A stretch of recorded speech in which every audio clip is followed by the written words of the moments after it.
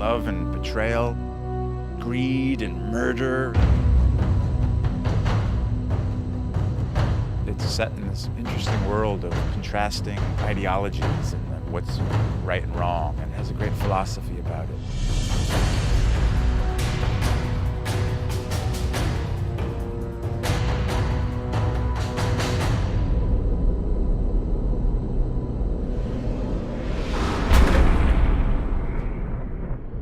Game of Thrones is about power struggles in a fantasy kingdom called Westeros, and it's about a struggle for the Iron Throne, which is the seat of power in this kingdom. There's a war coming, Ned.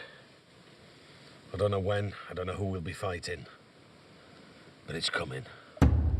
At the core of it, there's a conflict for power between two great houses initially, House Stark and House Lannister. The other major houses are all contenders as well. It's a suitably complicated political situation. The old truth that power corrupts, I think, is very valid, and it shows in this series. You see characters that come into power and how they change. In a way, it's about how people forget to see the bigger picture. There's a common threat that everybody kind of ignores because they're too busy pursuing their own interests. And meanwhile, outside the Seven Kingdoms, two great threats are rising, one across the sea in the exiled Targaryen siblings, and another one far to the north, beyond the Wall, which is the boundary of the Seven Kingdoms, in lands of perpetual ice and cold, where a supernatural threat is stirring. It's very different from anything that's been done. I can't think of another fantasy which is as dark as this one is, which is as gritty and as real. Every single character is incredibly complex. You think you know them, you think you've got them pegged as what they seemingly are, but they really aren't. Is there someone in your service whom you trust completely? Yes.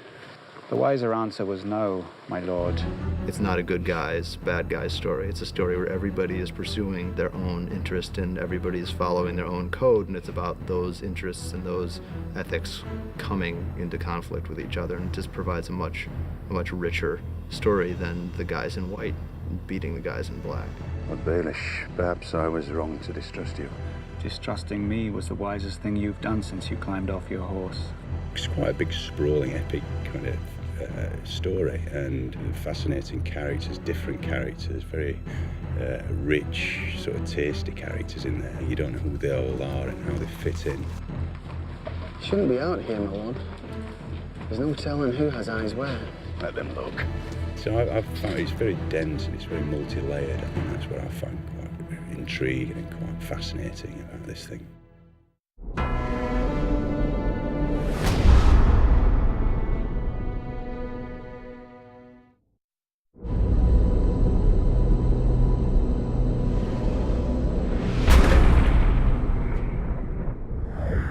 Ned Stark is the center of the series. He's very realistic, quite a pragmatic character. This is fine work. It's not for sale. If his lordship wants the helmet, I made it for me. forgive him, my lord. There's nothing to forgive.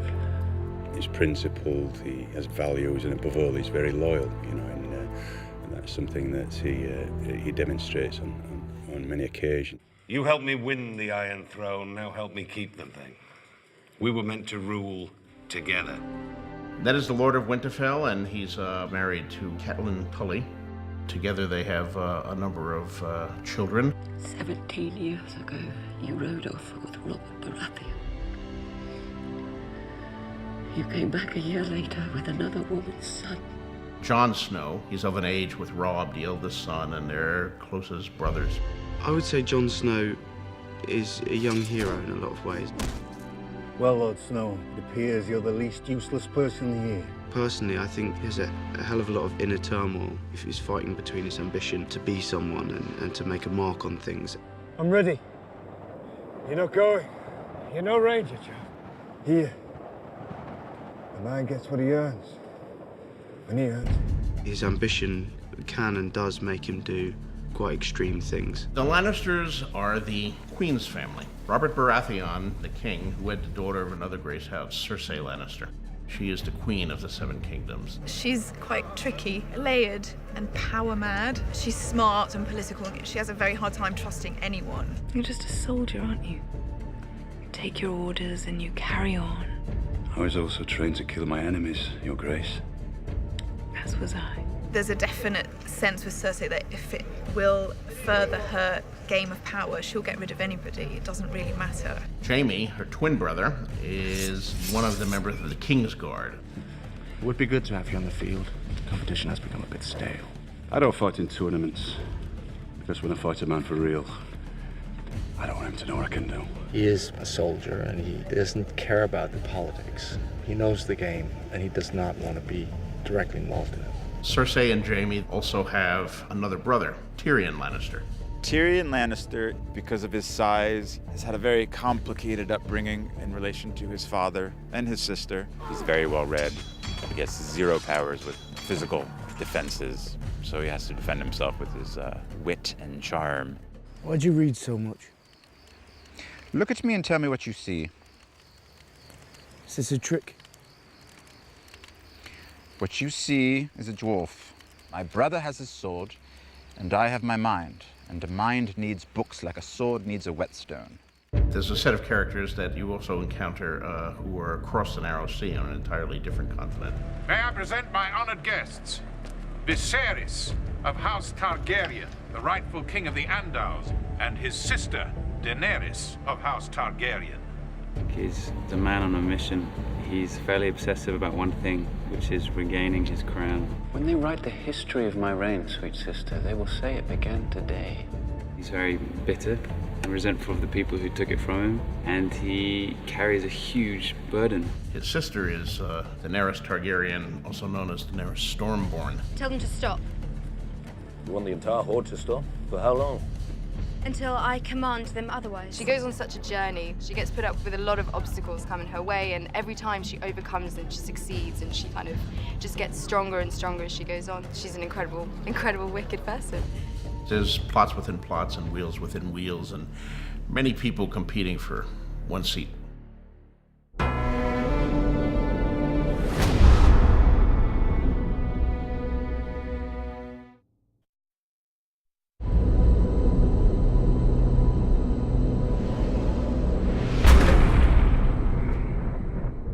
Going into this, it's always been something very important to us, that things never look fake. For us, it's more about creating this world and making it an authentic and believable world, but it's not our world. We were lucky enough to have the help of a tremendously gifted art department.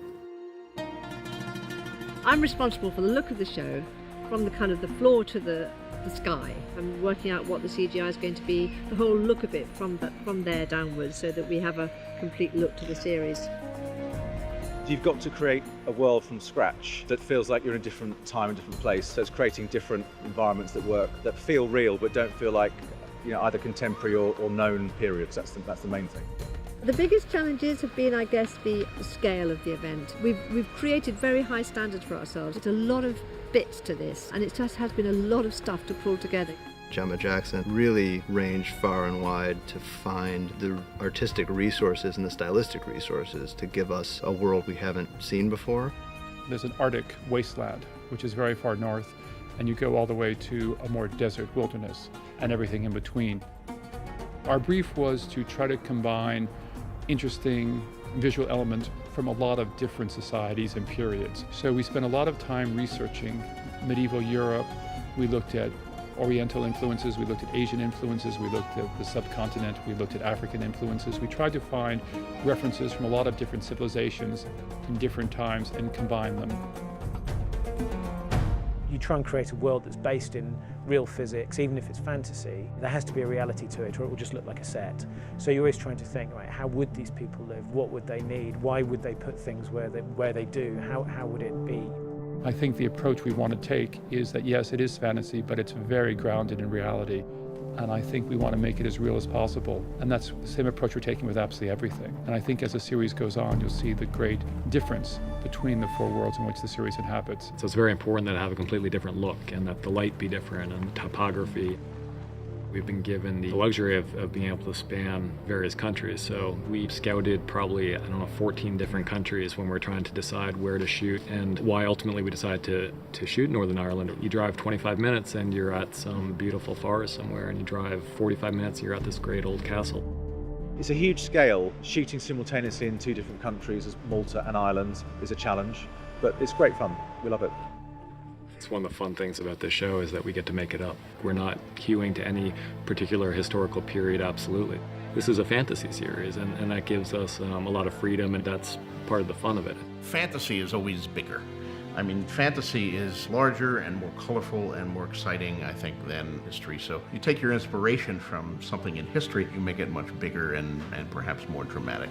It's just the best story. It's fascinating, and there's so many twists and turns, and when you think you've got it figured, it completely changes its mind, and you follow it and you get excited by it. There's real emotion and there's real relationships that you can understand and relate to, and it's just brilliant. It's a wonderful story. This interesting combination of a very real world with an overlay of fantasy is a pretty intriguing combination, and I think it's something that you see nowhere else on television currently. I don't think anybody will do it quite the way HBO does. What do you know about fear?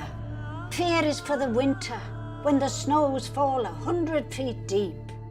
Fear is for the long night, when the white walkers move through the woods.